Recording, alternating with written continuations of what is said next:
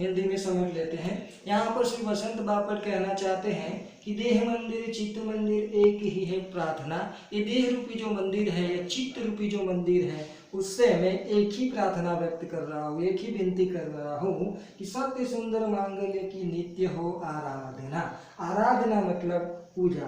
तो इस सृष्टि पर सत्य सुंदर और मंगल्य की हमेशा आराधना हो।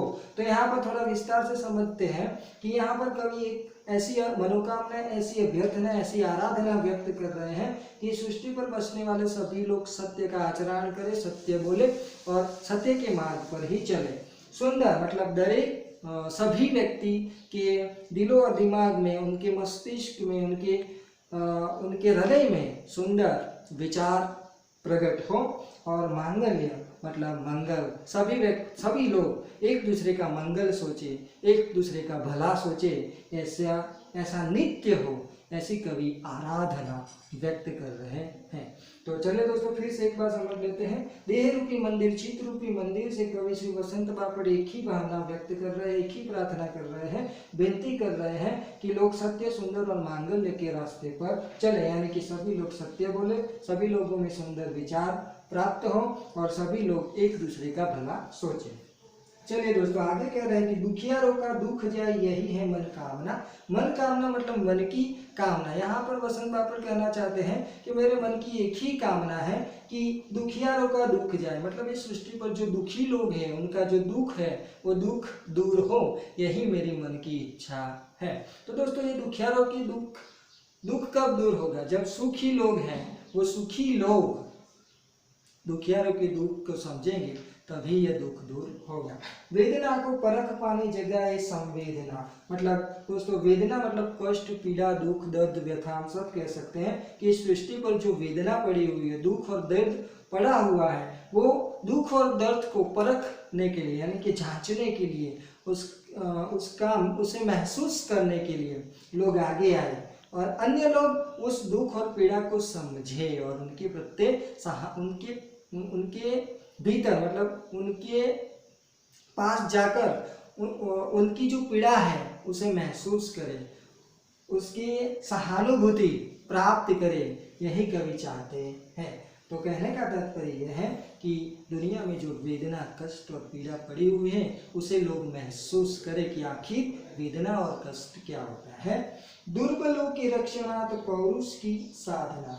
मित्रों दुर्बल मतलब कमजोर, जो अपनी रक्षा करने में सक्षम नहीं है, ऐसे दुर्बलों की रक्षा के लिए अन्य लोगों में पौरुष मतलब पौरुषत्व, शौर्य और साहस की जो भावना है उसका प्रादुर्भाव हो, वो भावना का विकास हो, ऐसा कवि कहना चाहते हैं। मतलब जो दुर्बल लोग हैं, कमजोर लोग हैं, उनकी रक्षा के लिए अन्य लोगों के दिलों और दिमाग में शौर्य और साहस की भावना का विकास हो, ऐसा कवि कहना चाहते हैं।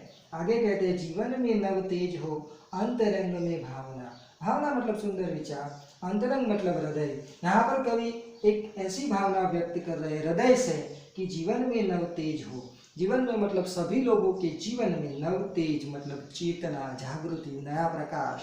तो यहाँ पर कवि कहना चाहते हैं कि मेरे अंतः मन से, मेरे हृदय से एक ऐसी भावना है कि जीवन में सभी लोगों में जागृति आए, नव चेतना का विकास हो, सुंदरता की आस हो।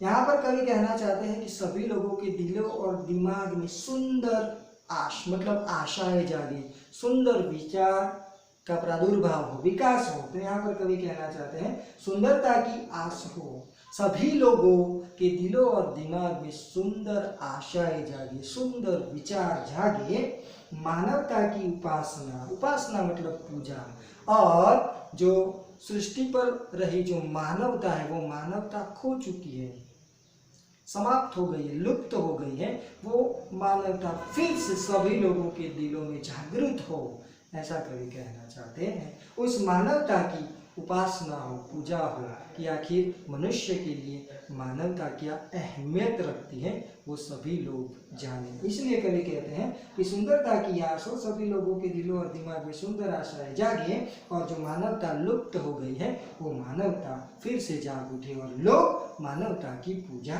करें। शौर्य पावे सभी लोग, शौर्य और साहस प्राप्त करें, धैर्य पावे, साथ ही साथ धैर्य भी प्राप्त करें। यही अभ्यर्थना, यही कवि विनती कर रहे हैं। वेद सभी अस्त हो गए।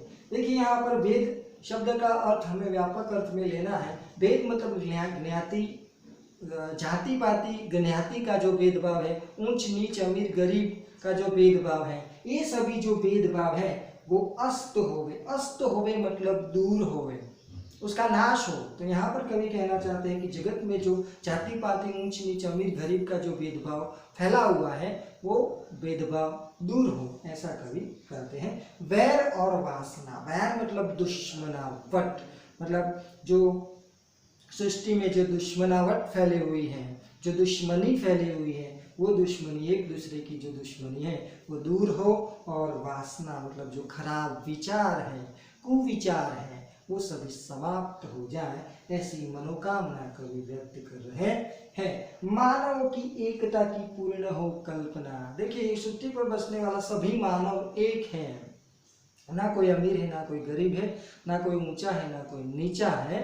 तो ये सृष्टि पर बसने वाले सभी मानव एक हैं, ऐसा जो सुंदर विचार है, ऐसी जो कल्पना है वो पूर्ण हो, यानी कि सभी सृष्टि पर बसने वाला सभी इंसान एक बने, ऐसा कवि अभ्यर्थना व्यक्त कर रहे हैं। इसलिए कवि कह रहे हैं कि मानव की एकता की पूर्ण हो कल्पना, इस सृष्टि पर बसने वाला सभी इंसान एक बने, ऐसी कल्पना कवि सोच रहे हैं। मुक्त हम चाहे, यहाँ पर देखिए, यहाँ पर कवि कहना चाहते हैं मुक्त मतलब आजाद स्वतंत्र।